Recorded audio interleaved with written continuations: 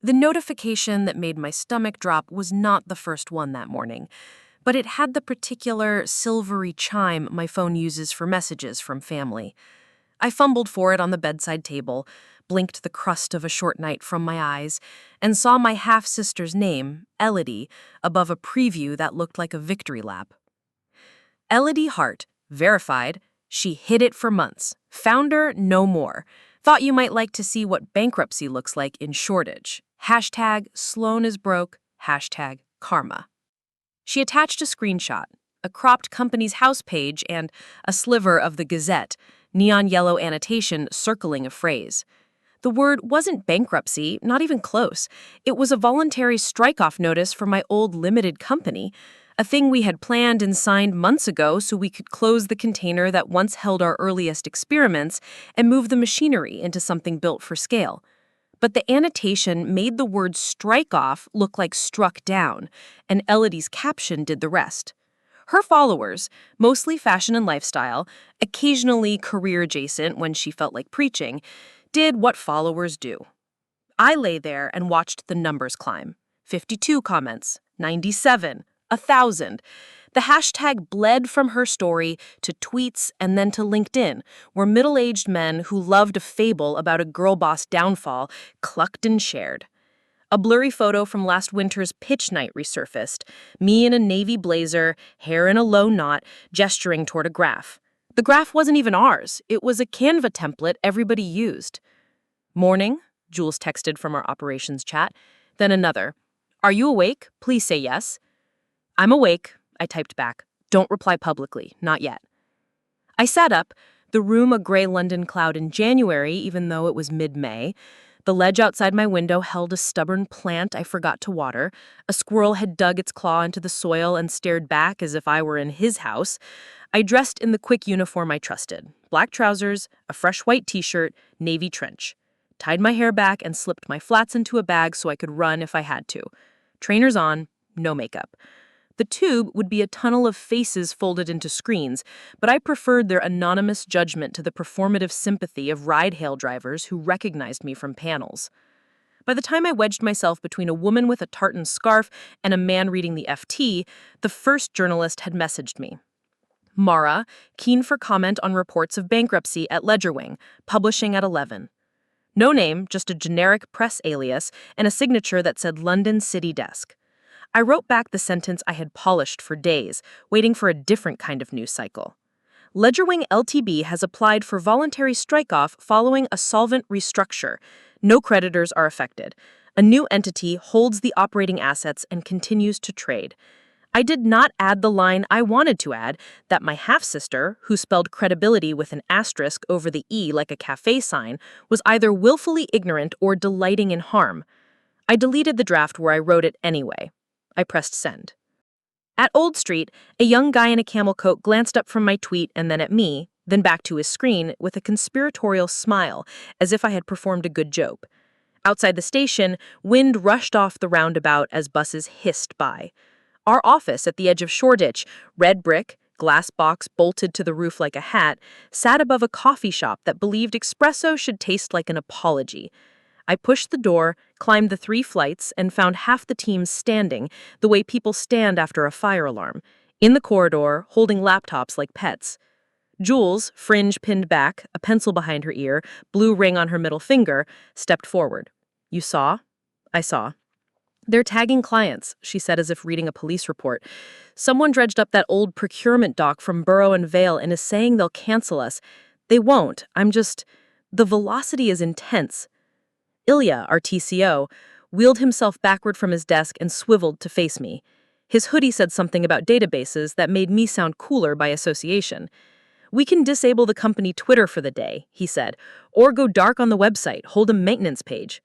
No, I said, we don't hide. I put my bag down, the strap making a soft slap on the conference table.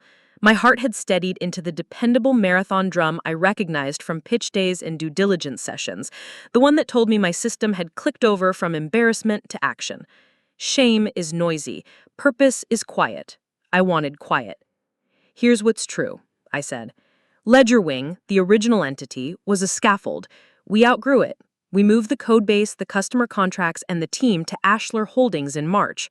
Ashler is the company. Ledgerwing did not die, it completed its job and left the stage. There is cash in the bank, salaries are safe.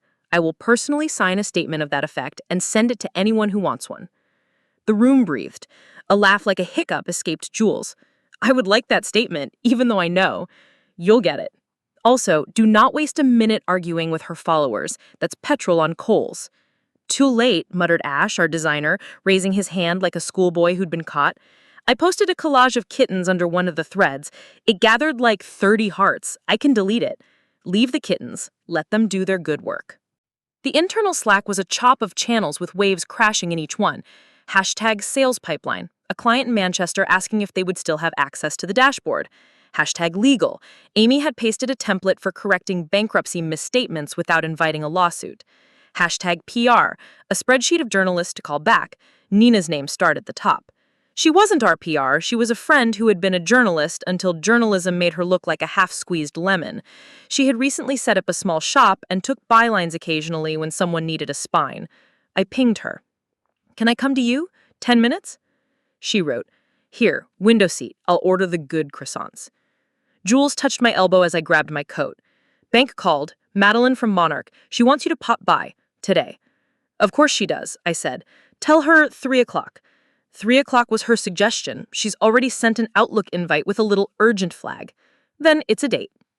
Outside, the city smelled like rain before the rain, the metallic breath that lifts off pavement when clouds gather. Our office at the edge of Shoreditch, red brick, glass box bolted to the roof like a hat, sat above a coffee shop that believed espresso should taste like an apology.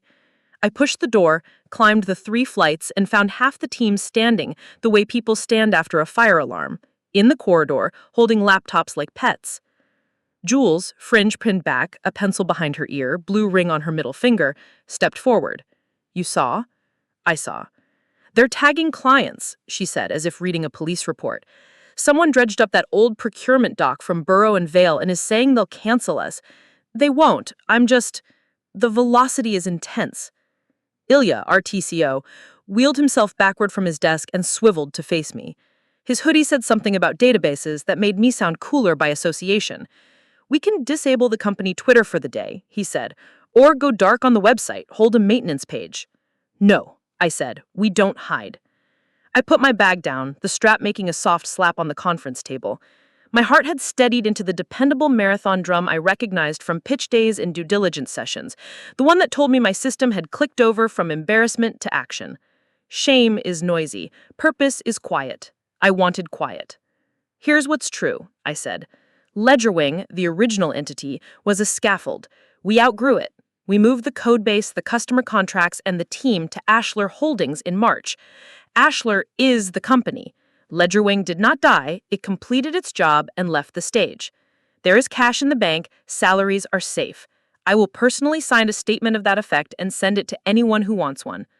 The room breathed. A laugh like a hiccup escaped Jules. I would like that statement, even though I know. You'll get it. Also, do not waste a minute arguing with her followers. That's petrol on coals. Too late, muttered Ash, our designer, raising his hand like a schoolboy who'd been caught.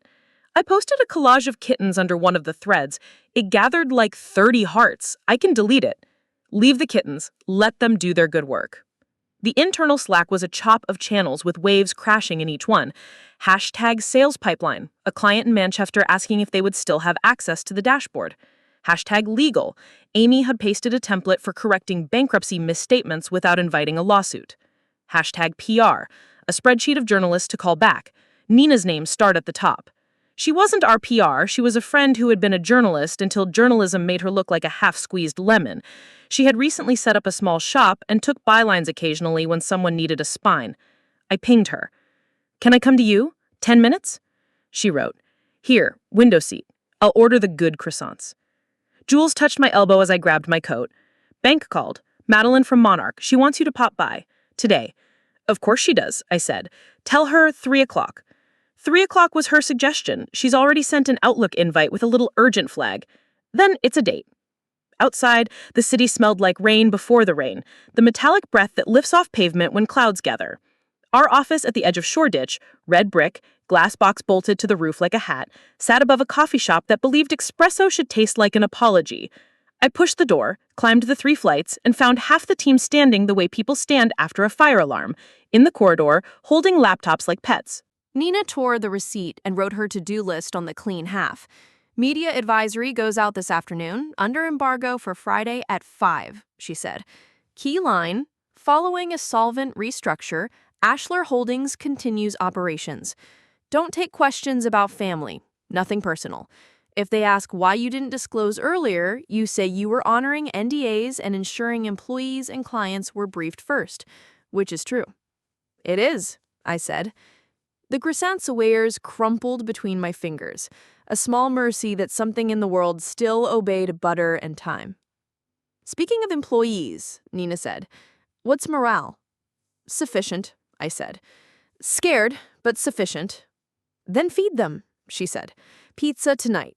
Dough is cheaper than panic. She walked me to the door, gave me one of those brief, fierce hugs that feel like the clasp of a climbing buckle, and sent me back into the afternoon with a press strategy and flakes of pastry on my coat. Monarch Bank's building in Canary Wharf had a lobby that looked like a cathedral decided to try minimalism. A black-suited concierge with a white pocket square asked my name and called up to Madeline's floor. She's expecting you. A lift swallowed me with 2 men talking about interest rate hedging like it was shoe shopping. When the doors opened, Madeline stood in reception as if she could hear lifts from inside her desk, impeccably put together, hair in a short wave that suggested she knew what rain did to London and refused to play along. Sloane, she said, which was not my name but close enough. Anyone who remembered the right consonants on a bad day deserved grace. Come through. We sat in a glass-walled room where everyone else's meetings looked like lowercase tragedies, and she placed a folder on the table between us, like a referee dropping a ball. Ordinarily, she said, we don't ask founders to justify their existence on the basis of a family member's Instagram story. But when our treasury team notices that #SloanIsBroke trends, and when your revolving facility is up for review next week, it is in everyone's interest that we check the floorboards. Check away, I said. Ashler holds £2.3 million in cash. Ledger Wing has 0 liabilities. Salaries are funded for 12 months. Contracts with Borough and Vale and Hendrickson Mutual are active.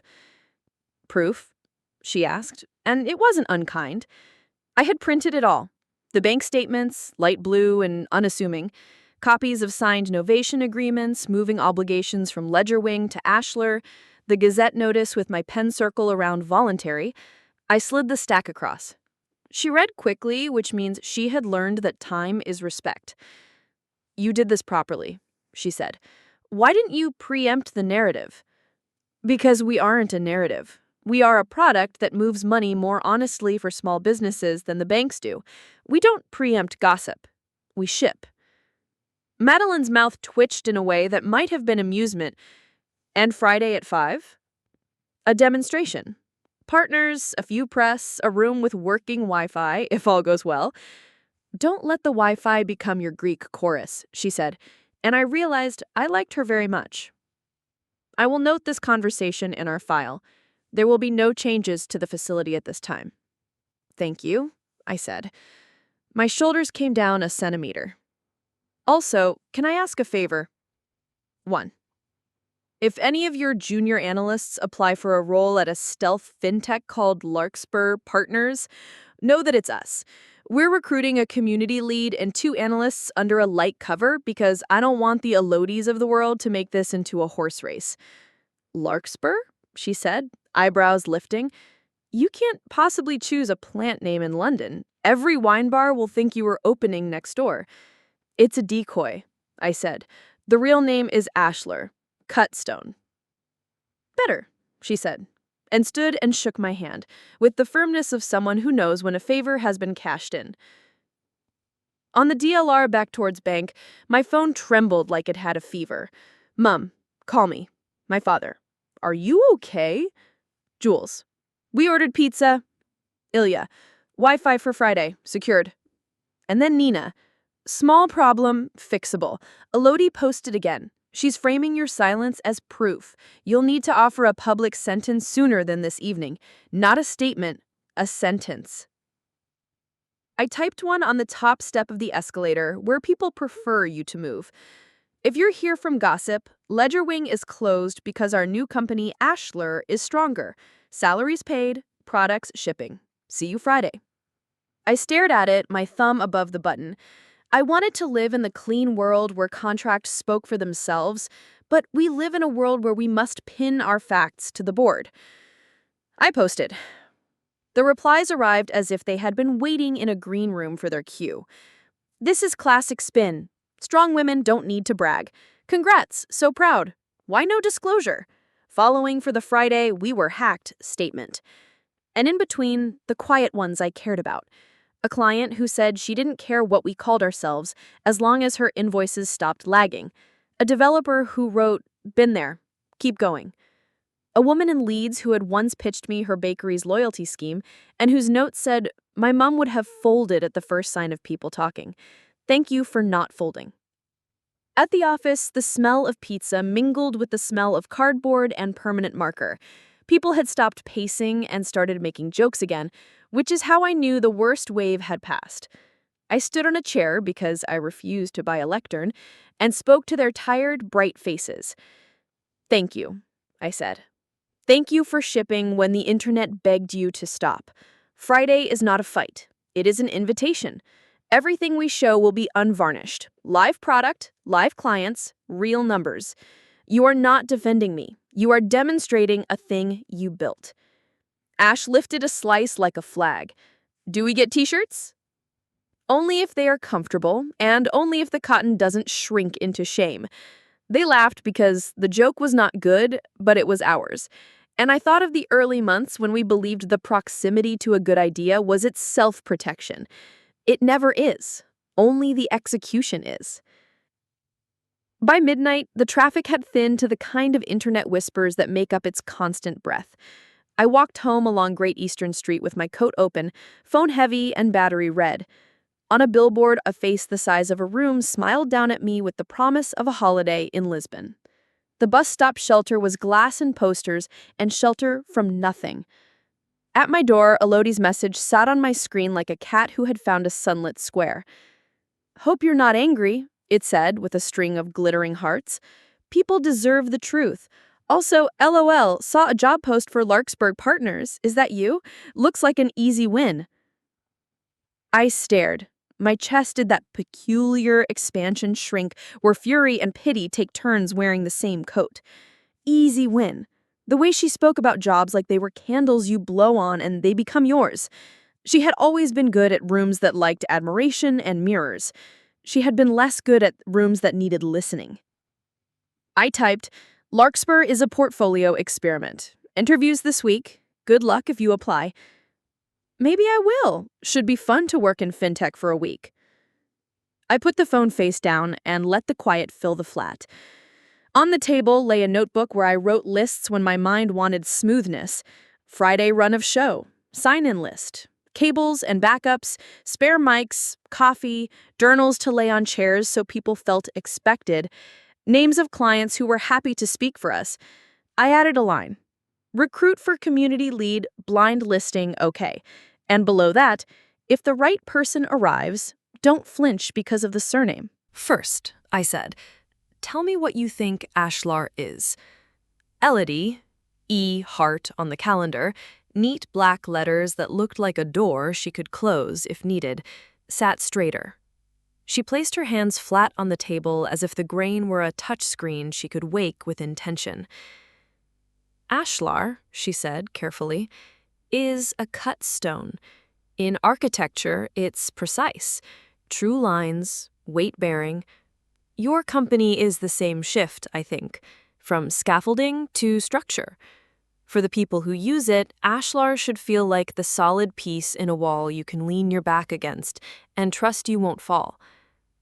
The answer was better than I expected, not because of the metaphor, she had always been good at metaphors, but because of the second sentence, for the people who use it, not for the brand, not for the press, For the baker in Leeds and the plumber in Peckham and the florist in Ealing who needed a system that banished the 2 a.m. spreadsheet panic. And practically, I asked, if you were explaining it to a small cafe owner who hates banks and has 6 invoices outstanding because her biggest client runs payments fortnightly. Elodie's lashes fluttered once, just enough to be a tell. I'd tell her you're building a payment layer that negotiates on her behalf in the dead space where invoices die, she said. That your tool plugs into what she already uses and shortens the time between I worked and I was paid. I'd tell her she'll see in one view who owes her money and how to get it without begging.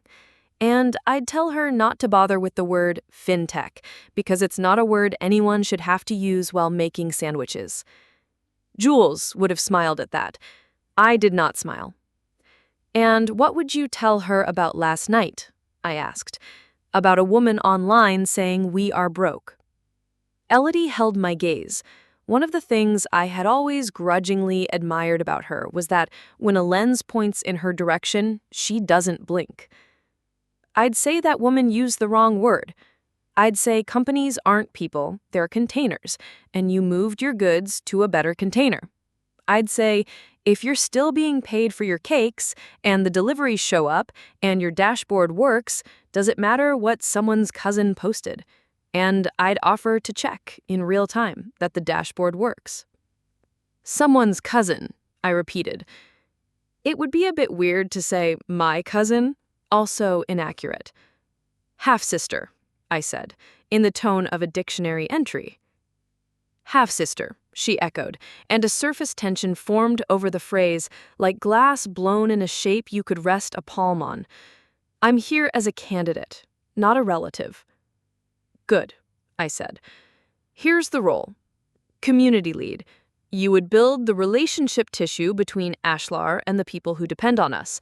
Meetups, office hours, founder breakfasts, a forum that is actually worth logging into, partnerships that are better than swag, and a help center that behaves like a brain, not a bin. You will also, to be plain, have to endure that some rooms will love you for being in proximity to me, and some rooms will hate you for the same reason. Can you absorb that without making either room your home? Elodie's mouth quirked, a small wince. Rooms love and hate on a schedule I don't control. I've learned not to redecorate to please either. Compensation, I said, and told her the number, the options, the vesting, the cliffs. She didn't blink.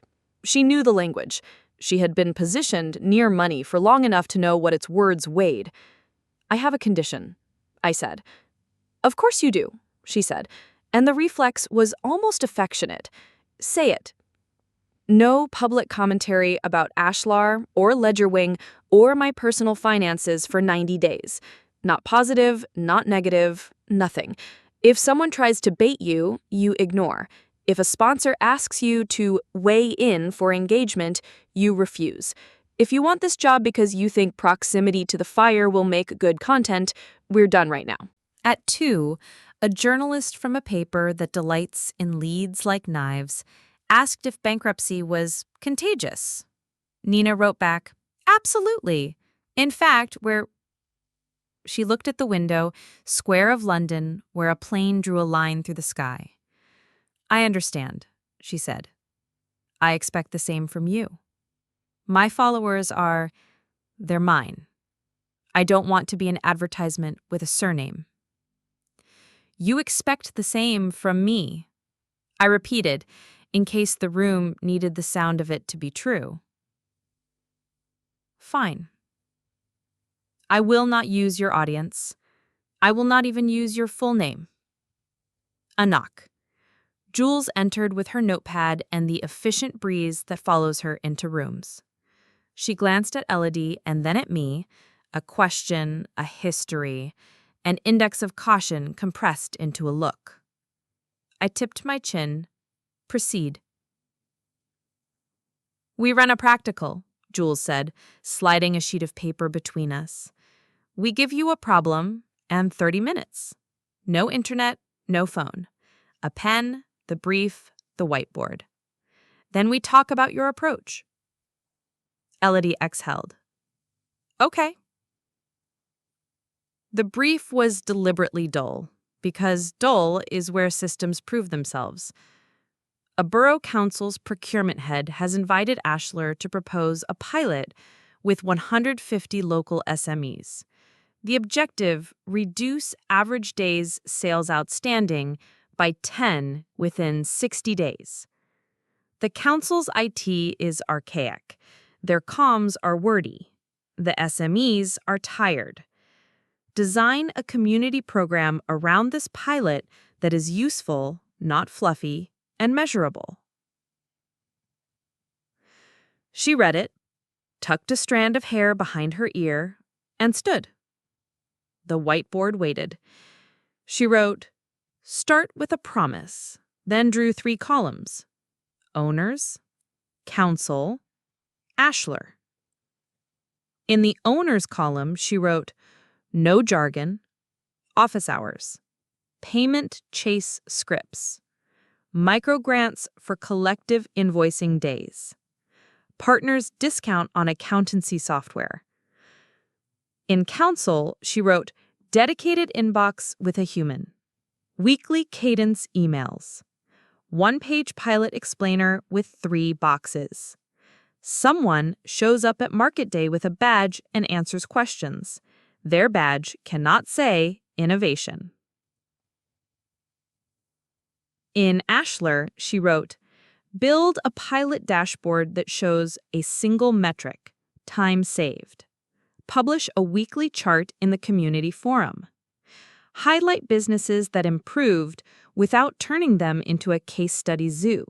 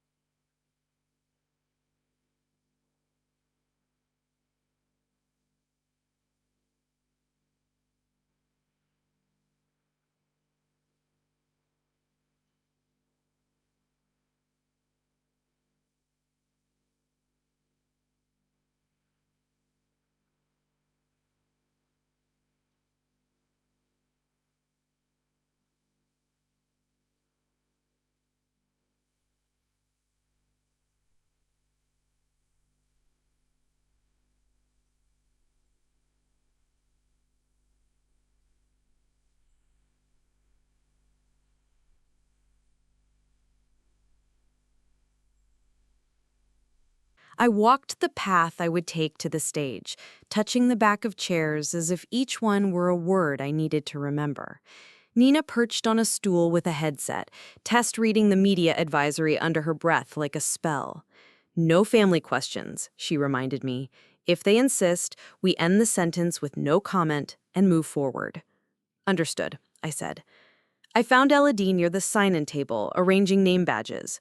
Her face was bare of the camera makeup that makes eyes glisten. She looked younger and more dangerous without it, like someone who could start a revolution with a clipboard. "Badges," she said lightly, "are the currency of events. I've placed the press on the right, partners left, client center, staff in a separate pile so no one mistakes them for photo ops." "You've done this before," I said. "I've done everything before," she said, once. I wanted to say thank you for not talking about last night. I wanted to say, I know why you poked the bear and I know why you came to feed it. I said instead, "Doors at 5? "Doors at 5, she echoed, as if setting a clock in the air. Friday arrived with an indecently clean sky. London does that occasionally to make you forgive it's damp. I ran my notes twice, drank a liter of water because microphones find dry mouths, and put on the navy dress that made me look like I understood balance sheets in my sleep. At 10, the team gathered for a final run-through. At 11, Burrow and Vale emailed to say their CFO would attend. At noon, Madeline sent a one-line message, "I'll be there." At 1, the bakery owner from Leeds texted that she'd caught the train and brought a box of cardamom buns because courage should be fed. She didn't send that one. She sent, "Please see the advisory. We do not comment on family matters." At 4:30, the room took its breath. The doors opened at 5. People filled the chairs, and then the standing room by the back wall, that hopeful press of bodies that means a story wants to be told. The sign-in table clicked and hummed. Elodie worked it with the efficiency of a maitre d' who understands that grace is logistics plus warmth. She did not perform surprise when certain eyebrows lifted at her presence. She did not sneak out her phone to film herself saying, "You won't believe who I'm working with." She moved the cue. She placed the right lanyard in the right hand. She was, in the older meaning of the word, helpful.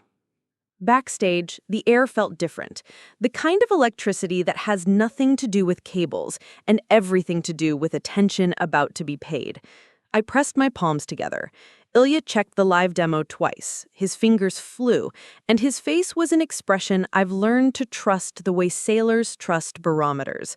5, Nina said into my ear. 4, 3, 2, go. I walked out onto the small stage. The lights made the room look less like a room and more like an idea we could step into. Faces in rows, a scattering of phones held at chest height, the first heckle of a cough. I smiled, the way you learn to smile when you're not asking for permission. "I'm Mara Ellis, and this is Ashlar." I told them what we did, not with a feeder of acronyms, but with the story of a florist on Columbia Road who didn't get paid for 3 weddings and almost gave up. I showed them how our dashboard took the bureaucratic Latin of accounts receivable and translated into, here's what's owed, here's how we chase, and here's where we nudge the payer with their own promises. I invited the bakery owner from Leeds to the stage. She spoke like buttering toast, steady, generous. She said, "They showed me the time they saved me. No one does that. They always want to show you the time they saved themselves." Ilya live demoed a new feature, an automatic grace window that read a customer's historical behavior and chose a tone for the chase email that wasn't begging and wasn't bombast. The screen glowed with a bank account view, a real one from our corporate account. I said the number out loud. Not a vanity revenue line, but the cash we held to pay people who bet on us with their rent and their Thursday nights. Salaries are paid. We are solvent and we are building. Hands rose. Questions. Good ones. A journalist coughed the word bankruptcy, and I looked at him the way you look at a net you will not allow in your drink.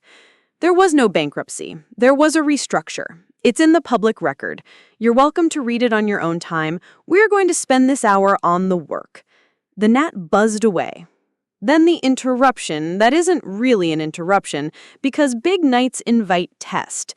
A notification bloomed on the big screen where we were casting an open Q&A, an anonymous Slido question.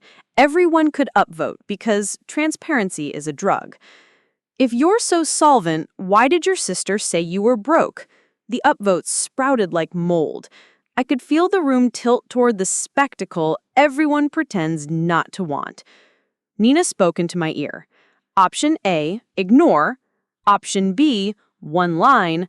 I chose C. I'll answer that once. Families are messy, companies are precise. Everything that matters is here on the screen and in the bank and in the contract with Burrow and Vail you can read later. We changed containers. We did not break.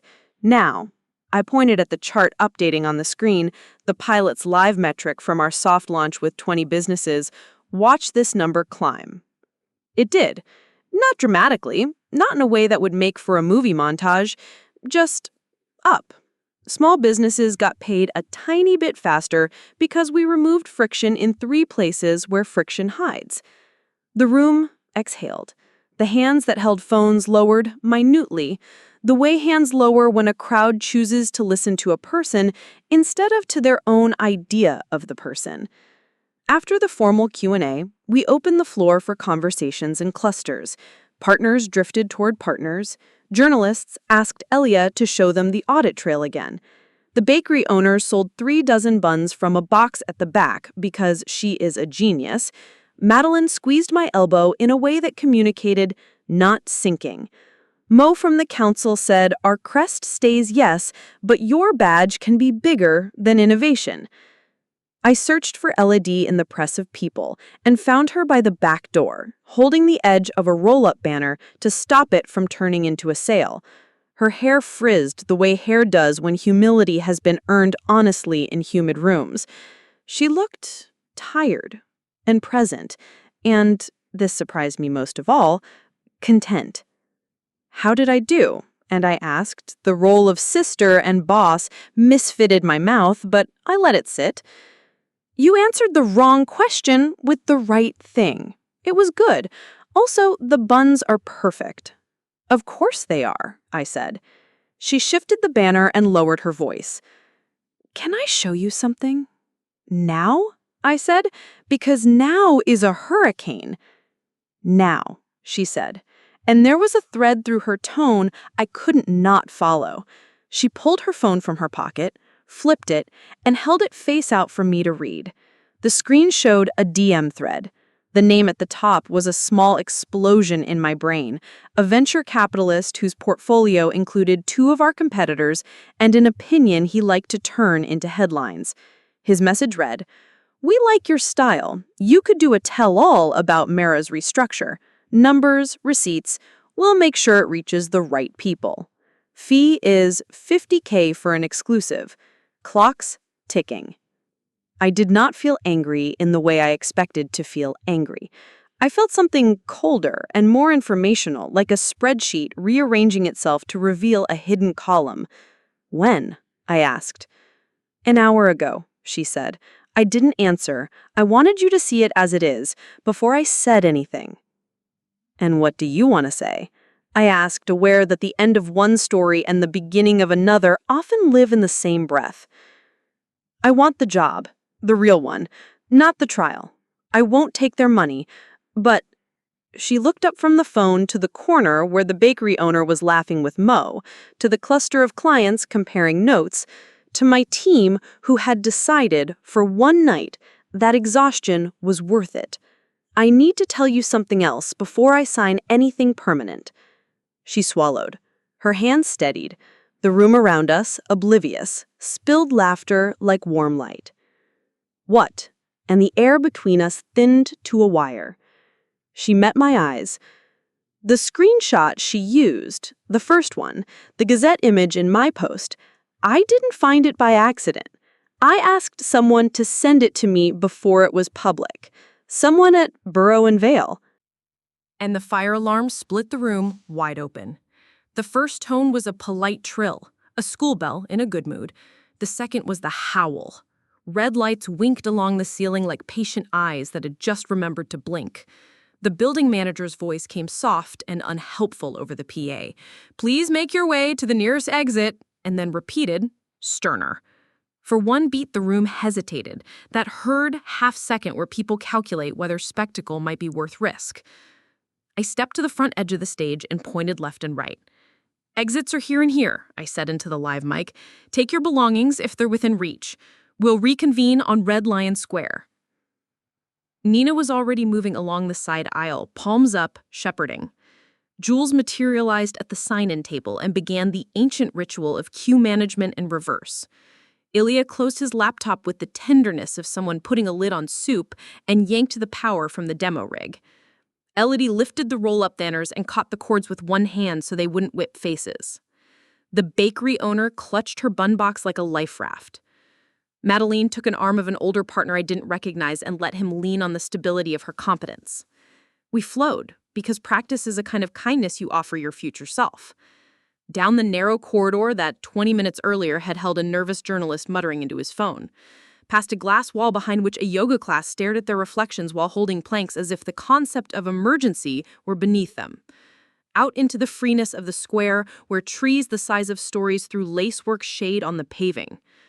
An alarm in the neighboring building joined the chorus for solidarity. 2 fire engines appeared, as if conjured by a child's insistence, and tucked themselves along the curb with the choreography of people who know tight streets. The crew poured out, helmets bright, faces bored. London on a Friday was used to buildings that panicked about nothing. Roll call, Jules said, and somehow already had a printed list. Clients, partners, press, staff, put your hand up and say your name like a register on the first day of school. Names rolled. Present, present, present. The CFO from Borough and Vale lifted his hand with the distinct posture of a man whose calendar had just been seized by chaos, but who would not see him flinch. Here, he said, and gave a little wave to no one. Who pulled it? Ash said under his breath, eyes scanning the rows of faces like a casting director choosing a villain. Because that didn't trip itself. The building manager trotted into the square, slightly flushed, a lanyard jangling. He looked like a man who had practiced being calm and was auditioning for it now. Not heat, he said to me, checking a handheld reader. Manual call point activated in the corridor outside your room. We'll review CCTV. Of course, I said, and felt the shape of a different kind of story trying to push through the skin of the night. Elodie handed me a bottle of water she must have divined from somewhere. If this was a stunt, she said quietly, it's a tired one. I'd say the same about the people who still fall for it, I said. Around us, the crowd found a rhythm. Press did what press do, took photos of people blinking in daylight, sought quotes, tried to turn inconvenience into metaphor. Clients did what clients do, ask questions about continuity, because continuity is what pays their rent. My team did what a team does when it has been conceived in the belief that work is a verb. They made a plan. This wall, Ash said, tapping the white backside of our banner, is a screen if you believe hard enough. He pulled it taut against a brick and looked at Ilya, who had set up a battery on a bench. Can you cast the dashboard? Give me 6 minutes, Ilya said, already crouched, cable in his teeth, concentrating the way a locksmith concentrates when a stranger is watching who might be a thief or might be a poet. Nina slid her headset back on as if nothing could happen in London without an events person wearing a small plastic halo.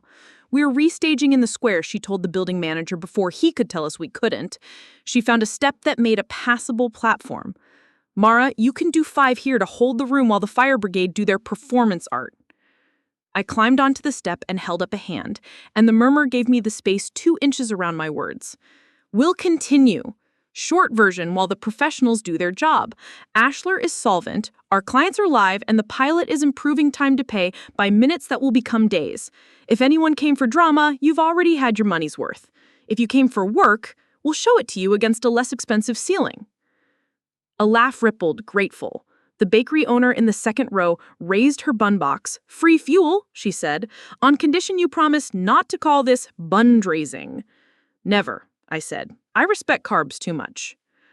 Ilya raised his thumb and the white banner bloomed with the dashboard, slightly ghosted by daylight and still almost ridiculously legible. The number ticked, an invoice chased, a promise acknowledged, a nudge sent with a tone chosen by the system because shame is a terrible accountant. The room, that was not a room, leaned in. A firefighter approached the building manager, conferred, then came to me. He was broad and kind in the way of men who spend their days relocating fear. False alarm, he said. Manual pull, no heat triggers. CCTV caught the corridor. Your facilities will have the clip. Thank you, I said. He tilted his helmet toward the banner. What's the number? Average days sales outstanding for the pilot. Lower is happier. He nodded like a man who pays tradespeople on time and drifted back toward the engine. We finished what we had started inside. Fewer slides, more sentences. The roughness made it better. Without lighting, it was difficult for the cameras, which meant some people stopped performing for their lenses and listened. I let the Q&A be small. The gotcha questions felt gauche under trees. After, people stayed. I have learned that the best measure of whether an event did its work is how long people refused to leave. The square held them in little constellations. A woman from a local council I had never met stood with Mo, exchanging numbers with the hopeful secrecy of those who intend to get something done without asking for permission first. Madeline, at some point we had learned to say her name as if we had known her for a decade, stood in a small court of analysts like a general letting her lieutenants think they were leading. The CFO from Borough and Vale approached with the serene smile of a man who believed in order as a form of prayer. Your calm under alarm has been noted, he said. Hands folded, voice even. I confess I did not expect to finish a quarterly review while eating a cardamom bun in a public square, but one should not resist innovation where it occurs. Will you walk? We paced in a small oval as if making a circle could contain the topic. Someone in your organization sent an image to my half. This word resisted and then permitted itself to a woman named E. Hart before it was public. He considered me sidelong. You've seen proof. She has shown me her phone. Times line up with the Gazette's publication queue. Another person, possibly connected to your communications firm, may have pulled the alarm tonight. The building manager will confirm shortly. He inhaled through his nose the way you do when you encounter the smell of something you will have to clean. We have vendors, he said carefully, which is corporate for we hire people to do things we then pretend we did not ask them to do. If any of them chose to interpret monitor the discourse as sabotage the pilot, they will discover that procurement can be a door that swings both ways. My request is simple. If we are to serve your businesses, we must not be the object your vendors use for sport. Find them, cancel them, then we will do what we came to do, move money faster to people who do work. He nodded once, as a man nods when he was already thinking those thoughts. Send me your evidence, he said. Thank you for not making this a press moment.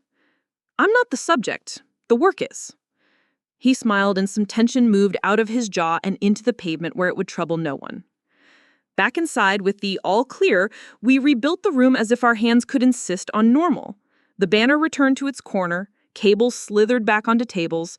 The technicians removed their plug adapters with the reverence of men who had learned long ago to keep a tidy kit. The building manager called me to a small desk near the lifts. He had the CCTV on his screen and a face that wanted to be neutral but had not been trained much years to accomplish it. The clip played. The corridor outside our room, jittery and night vision monochrome, people streaming by. Then a man in a navy jumper paused by the manual call point and leaned his shoulder as if to tie his shoe. His right hand lifted. Who is he? I asked. The manager clicked. A database entry. Visitor badge A1739, signed in at 1622 by Viceroy Communications, he said. Name Alex Reeve. Elodie stood just over my left shoulder. I had not realized she had joined us until I felt the breath leave her. I know him, she said. He's the one who sent me He DM'd me the Gazette image when I asked if he'd heard anything about your situation. The word came out wrapped in quotation, ashamed of itself. I looked at her as a person, and then as a hiring manager, and then as a sister, and then I tried to be a person again. Tell me everything, I said, slowly, precisely. She did. She described the midday messages, the back-channel gossip a PR firm collects like lint, his eagerness when she hinted at a story, the way he had offered to help steer the narrative for a fee paid in introductions. She had not paid him. She had paid him attention.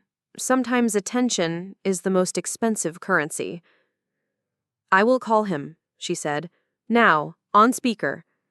Not here, I said, aware of the building manager hovering within earshot. In the Sparrow Room, with Nina, with Jules. We document. We keep the police out of it unless we must. We go to Burrow and Vale first. We let them swing their door. We gathered in Sparrow, which had the decency to still smell like almonds and panic.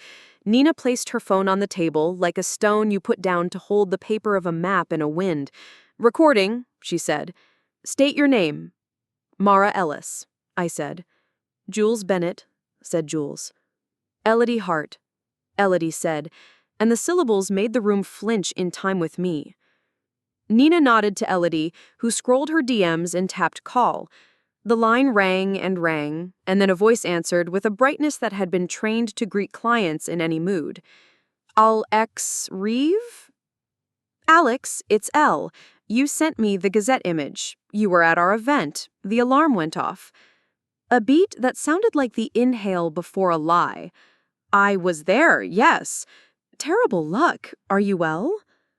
You were seen pulling the manual alarm, Elodie said, and for a second I loved the straightforwardness of her. Why? A beat that sounded like the kind that will be studied in police academies and theater schools. That's absurd. I would never. Perhaps someone who looks like Alex? And I kept my voice where knives go when they are not in a drawer. Our building manager has you on camera. Viceroy signed you in. Burrow and Vale sent you to observe. If you're going to maintain the denial, do it on record with them. I suggest you call your supervisor, right now." The brightness drained. The voice underneath belonged to a person who had learned that the first lie you tell yourself is that there will be time to fix the second. "It was a mistake," he said finally, small. "It was supposed to be a smoke sensor test. We thought it would reset the room, a way to soften the story." "By evacuating a room full of people?" Jules said, and I thanked whatever gods of work gave me Jules in my life, because her outrage was the precise temperature mine could not be and still be useful. "I didn't think," he said, and that at least was true. "Here is what you will do," I said. "You will call your contact at Burrow and Vale and confess precisely. You will copy their CFO. You will write me, and Nina, and the building manager apologizing. You will say the words, 'I pulled a manual alarm.' Then you will turn off your phone and go outside and find a way to do something useful with your hands that has nothing to do with your current profession." Silence. The faint sound of a person seeing their career like a ship they wave at from shore. "Yes," he said. "I'm so—" "Do not finish that sentence to me. Finish it to them." He hung up. The room breathed again. Nina stopped the recording and emailed it to herself, to me, to Jules, to a folder labeled with the sort of neatness that keeps civilizations from collapsing. Elodie's face was pale the way faces go when adrenaline leaves and contrition arrives. "I brought him into this," she said. "This is my fault. You lit the first match. You did not build the house of kindling it landed in." She swallowed. "I'm sorry," she said, not as performance, because she didn't lift her chin toward any imagined lens. "I'll give back the day rate. I'll send a statement to my audience in 90 days explaining what I did and that I was wrong. I'll—" "Stop," I said. "You will finish your 90 days. You will excise anyone who treats information as tinder. You will rebuild whatever this broke, with us, or you'll try. And if you can't, you will leave without a speech." Her eyes filled in the human way, not the glittering social video way. "Thank you," she said. "There is mercy that is weak, and there is mercy that is work. I wanted mine to be the latter. Mercy that holds a person in place long enough for them to make an honest shape of themselves." By the time we left Sparrow, the square had emptied to the few who never want parties to end and the cleaners who believe no party has until they arrive. The CFO from Burrow and Vale sent a message to his communications head while standing 10 feet from us because some gestures are meant to be seen. The building manager posted a note by the lifts that said the alarm had been triggered manually and that all future events would require a dedicated marshal in the corridor, and I did not mind, because sometimes rules repair nerves. We gathered in a rough circle near the stage that wasn't. I looked at their faces, work-creased, hopeful, hungry. I told them what had happened in Sparrow in 4 sentences because they deserved the truth and not the theater. I told them the pilot was intact, the bank was steady, the partner committed. The story was ours to shape because stories are the byproduct of work done well, not the work itself. They cheered, a tired cheer, the best kind. We cleaned, we logged, we went for a drink because we are human. The pub around the corner had a ceiling so low it interfered with certain haircuts, and a carpet that had seen things none of us would admit to if carpets remembered names. We squeezed into a tide of elbows and laughed at jokes that were only funny because we'd survived a day that used up the kind of adrenaline meant for whales. Madeline lifted a glass at me over a forest of shoulders. She leaned close. "Our review is next week," she said. "I'll be recommending a modest increase to your facility. Nothing you can blow on confetti, enough to make the right kind of breathing room." "Ashler breathes with stone lungs," I said. "We'll use it carefully." "See that you do," which was her way of saying we already had. When the night thinned, I walked home with Jules and Elodie. The city had put on its summer night, that specific London perfume of diesel and lilac and the faint iron of the river even when you cannot see it. We stopped at the corner where our ways forked. "I don't know how to be your boss," Elodie said, hands jammed into pockets as if they could hold back words.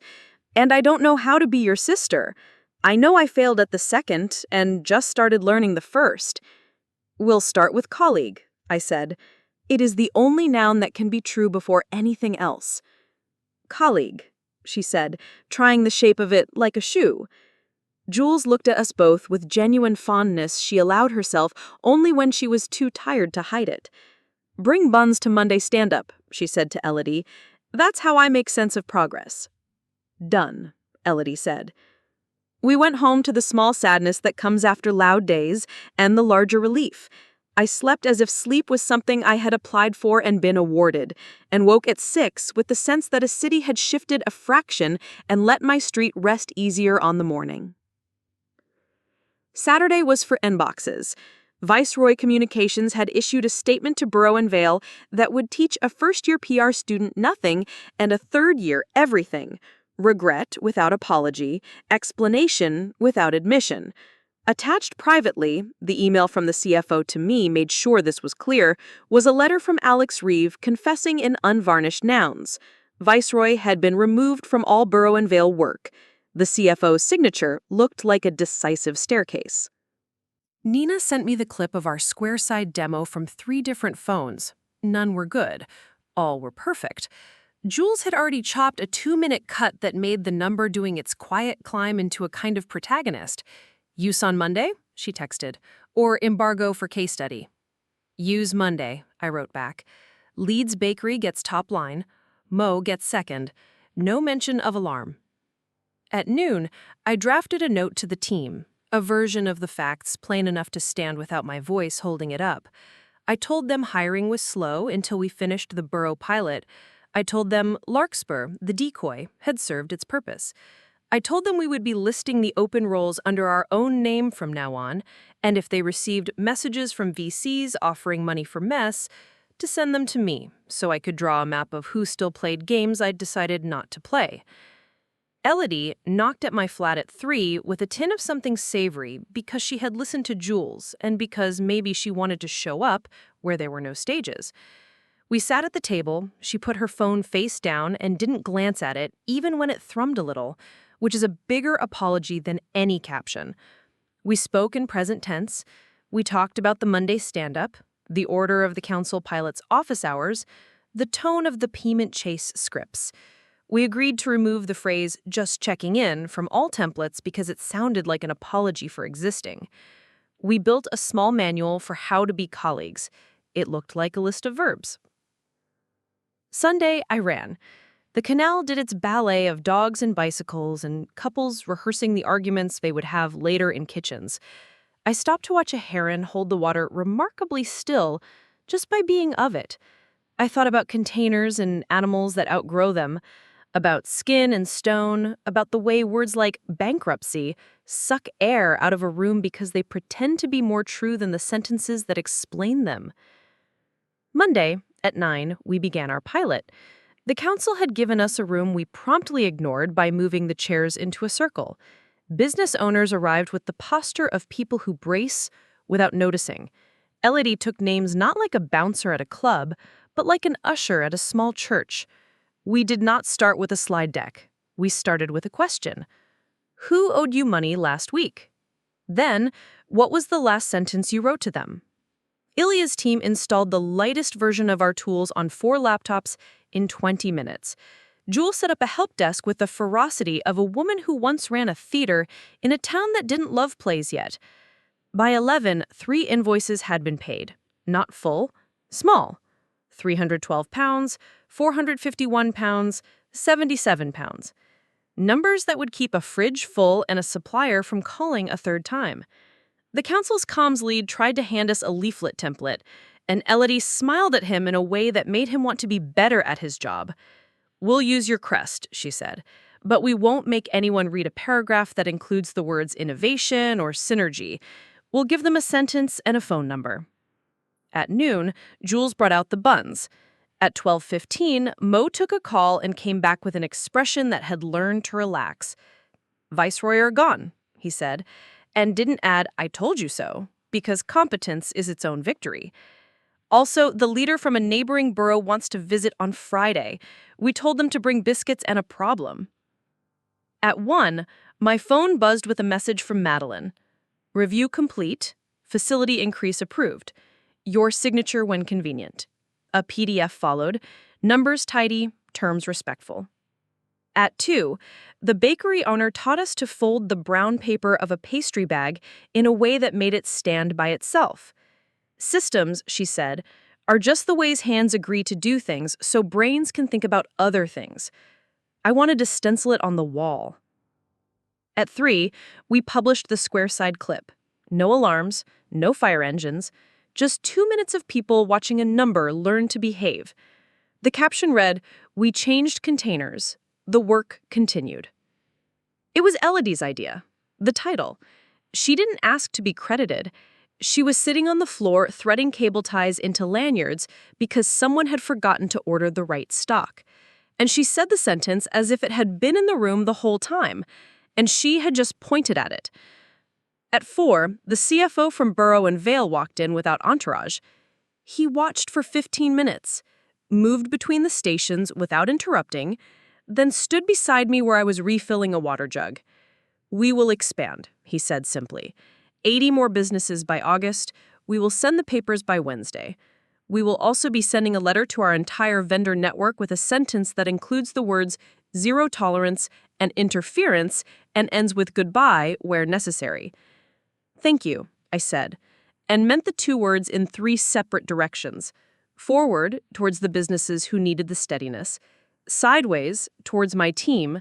And back, toward the version of me that had sat on a bed 2 weeks ago and stared at a screen while a hashtag tried to rewrite her work as a spectacle. At 5, I gathered the team. "One more thing," I said. Voices quieted with that quick silence of people who want the day to end but do not resent its last ask. We need to mark something, and we need to do it in a way that belongs to us. I looked towards the sign-in desk where Elodie stood, head bent to a spreadsheet. "Elodie," I said, and she looked up. "Would you come here?" She crossed the room with the tentative steps of someone who has learned that floors sometimes move. I looked at her not as the internet would look at her, not as the algorithms had been trained to look at the surface and call it depth. I looked at the person who had held a banner in a gust, who had called a man and made him tell on himself, who had threaded plastic through loops because details are where care lives. "This is Ashler," I said to the room. "We are a company built on cut stone and soft hands. We do not do public theater about private relationships, but we do acknowledge the people who do the work when we see them do it. E. Hart will be leading community for the borough pilot under Jules." I let the sentence land without decoration. No surname beyond initial, no story. A fact in a room where the work made facts heavy enough to hold. The team clapped, not the kind that makes a person think they now owe you a performance, but the kind that says, "We see you." Elodie nodded, mouth a careful line. I heard a phone buzz somewhere, and I did not fear it. That night, I walked the 12 minutes home because I wanted to count the street lamps like beads. I stopped on the bridge and let the city tell me its complicated promises. I thought of Ashler, the stone dressed square and true, placed where it can bear weight because someone took a rough rock and taught it the shape of duty. I thought about containers and animals that outgrow them. I thought about words like bankruptcy that break like cheap tools when they meet work done clean. My phone chimed, not with alarm, but with the bright bell I use for the voices I allow to shape the day. It was my mother. "Proud of you. Your father says we always knew you were a builder. Did you know your grandfather cut stones on site in Dover?" The word Ashler made him smile.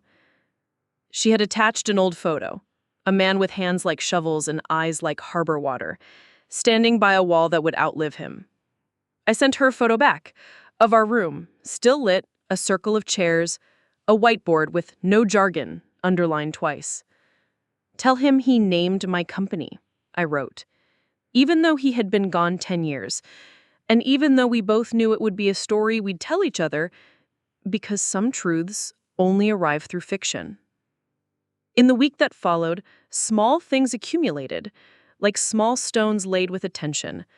The number on the dashboard stepped itself down. The bakery owner instructed 3 other owners in the art of a firm but kind reminder. The plumber in Peckham called to say, "They paid. You told me to give them an honest path, and they walked it." Mo sent a photo of a corkboard where our one-page explainer with 3 boxes had replaced a leaflet that looked like it had been printed in prehistory. Madeline's facility increase document came with a cover note that read, "You are not a narrative. You are a ledger. Keep it neat." Elodie sat with me on Thursday late, the office quiet enough to hear the roads hush. She said, "I drafted something," and slided a paper across, as if paper was safer than screens. It was a statement to her audience, dated 90 days from now, no flourishes, the same kind of nouns I had asked for in Sparrow. I made a bad choice. I treated information like content. I will not do that again. I work here now. If you have questions about Mara, ask her never. If you have questions about the work, come to a breakfast and bring an invoice. Thursday morning arrived with blue sky that made London grin like it had gotten away with something. I ran along the canal because I knew I had to get out of my head before the day took it. The towpath smelled like diesel and damp wood and early coffee. A swan left a slice of itself on the water and drifted, preposterously pretty and entirely aware of it. Back at my flat, I showered, dressed, and checked the inbox created for the blind postings. There were 6 applications. I skimmed. 2 were clearly AI MASH. 1 was excellent, but in New York. 1 had 10 years of experience in nonprofit community management and a cover letter that made me want to hire her as a therapist. The 5th was enthusiastic and wrong for us. The 6th made me sit up. The CV used a first name and an initial, E. Hart. A portfolio link went to a well-built page that I had seen before in different clothes. Brand partnerships for sustainable fashion, a newsletter with 80,000 subscribers, a short series of interviews with people whose lives looked like sunbeams. The cover letter was oddly modest, which is to say, it sounded like someone had been advised to sound modest. I'm looking to transition my skills into a mission-led tech environment. I'm a quick study, and I build audiences not by hype alone, but by care. I am happiest in rooms where new tools are made to solve old, boring problems. My jaw tightened in a way I'd recognize in a photo. I set the laptop aside and paced the 3 steps across the kitchen that always felt like more in my head. Was this a prank? Was this a double bluff? Was this her attempt to worm into something she could later report on? Was it honest curiosity? What would I do if she were genuinely the best candidate? I wrote to Nina, not forwarding, just describing the dilemma in neutral nouns. Advice? She replied with a single line, hire the best person and make the reason unassailable. I made coffee to taste my way back to earth and opened the inbox again. I wrote to the address on the application, E. Hart, thank you for your note. Would you be available for a first conversation today at 4 p.m. in Holborn? The meeting room is Sparrow. Ask for M. Ellis. I considered using my full surname, then decided on initials. The room felt cooler, as if I had opened a window without moving. We had rented a cluster of quiet rooms in a co-working space near Red Lion Square for Thursday's interviews, a place that smelled like freshly printed CVs and cheap cotton tote bags. Jules and I set out bottles of water and small bowls of almonds because I believe you can tell whether a company respects your time by whether it feeds you. By 3:30, we had seen 2 candidates. One was luminous and entirely wrong for our needs. She should run a podcast network and drink expensive ginger shots, and I told her so. The second was practical, with a laugh that landed like applause.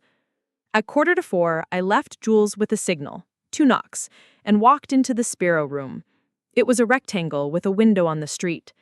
Mid-afternoon light made the dust in the air look like someone had shaken a snow globe and left time hanging. I set the interview guide on the table. My hands did not shake, they pulsed. At exactly 4, the door opened. Her perfume hit first. orange blossom and cut grass, a small, expensive meadow. Then her silhouette, coat structured, hair in a glossy, deliberate wave, portfolio tucked under her arm. She stepped in, her smile the one she used when a camera wanted it. "Hi," she said. "I'm—" She caught herself, the syllable faltering. "I'm E. Hart." "Welcome," I said, and the word held steel. "I'm M. Ellis." Her eyes took a long second to adjust. You can watch recognition climb a face like dawn climbs bricks, slow until it is sudden. She blinked, she looked again, she swallowed. "Mara," she said, and it wasn't a question so much as a protest. I gestured to the chair across from me. "Shall we begin?" Her jaw set, the tiniest lift of her chin. She sat, placed the portfolio on the table, and folded her hands the way she did in videos where she taught other women how to own their mornings. Outside, a bus sighed and moved on. Inside, the room held its breath, as if it understood that what happened here would be retold like a small myth at office parties and family dinners, and perhaps at a launch event on Friday night. I clicked my pen. "First," I said, "tell me what you think Ashler is." Before we jump back in, tell us where you're from. If this story moves you, please subscribe. Tomorrow, I have a special story for you. It's good, I said, the way you tell the truth to someone you are still learning how to be true with. She nodded. "If I break this, you can fire me," she said. "I won't ask you to keep me out of kindness." "I will keep you if you are useful," I said. "If you are kind, that's a bonus I won't pay you for, because it's worth more than money." She smiled. It reached the scan around her eyes like it hadn't had to walk too far to get there. "Colleague," she said. "Colleague," I said back. On Friday, a week after the fire alarm, we held the second open session in the square, by choice this time. We set up the banner and called it a screen again. People came who had not come before. A cyclist stopped and stayed, holding his bike at his hip like a dance partner. The firefighter from the week before passed by and lifted a hand. A child sat cross-legged and counted in a whisper every time the number ticked down. 7, he said to himself. Then 8, and his mother laughed and kissed the top of his hair as if financial literacy might be taught by osmosis. When we wrapped, I took the mic and said what I had written and rewritten in my head a dozen times, and then thrown away. "We are solving a boring problem," I said. "We are not a soap opera. We will be interesting at the end of each quarter, when the graph is smooth and the lines go the right ways. In between, we will be dull. That is my promise to you. Dullness with purpose, the kind you can build a day around, the kind that lets you sleep." A journalist put down his phone and listened without interrupting. I thought it was the beginning of his education. 2 weeks later, when Borough and Vale signed the expansion, and the council asked for our 1 page with 3 boxes to be translated into Urdu and Polish, I stood at the back of the room and watched Elodie run the meet and greet. She had a baby on one hip and a list on a clipboard she'd turned into a map. She was not performing. She was working. I thought of titles: sister, boss, employer. None fit, and all did. I settled on the only one that mattered in rooms like this: part of the team. People assumed our greatest reveal was a product feature or a number with commas. But the thing that would be told in smaller rooms, over mugs and at market stalls, was simpler. I opened a company and hired the person the world told me to hate. She came, she worked. We paid people faster. The rest of it was noise. The rest of it burned away when it met the stone. I closed this chapter the way I had opened the first one, by looking at my phone, this time to turn on Do Not Disturb. Then I put it face down on my desk, laid my hand on the neat stack of signed contracts, and let the ordinary relief of a week completed take its rightful, unglamorous place at the head of the table.